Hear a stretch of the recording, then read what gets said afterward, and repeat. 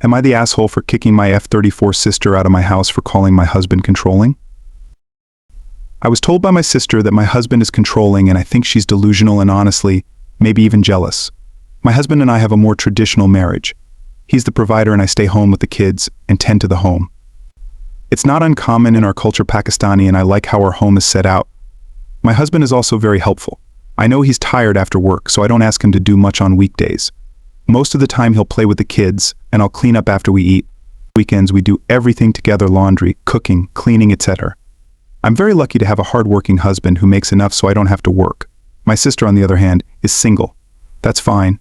Our parents never pressured us to marry. We were lucky in that sense, as culturally it's quite common for families to pressure young girls to marry.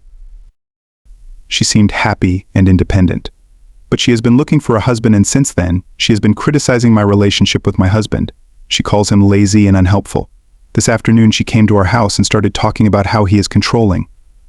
She said he must not let me work because he's scared that I'll become smart and independent. She told me I worked so hard to get a law degree, and because of him I didn't put it to good use. She said what we have isn't love, and I'm just naive. I've told her time and again that I do not appreciate how she speaks about him, and that he is not unhelpful because he provides for his family. That he is not controlling. I knew before I even married him that I would stay home if I ever had children. And we have 4 children. Not to give TMI, but we love each other regularly. I understand how someone from the outside might be concerned, but she knows our relationship. I've never once expressed any interest in going back to work. Nor have I ever complained about how our home is run. I just find her to be disrespectful and rude to my husband and me.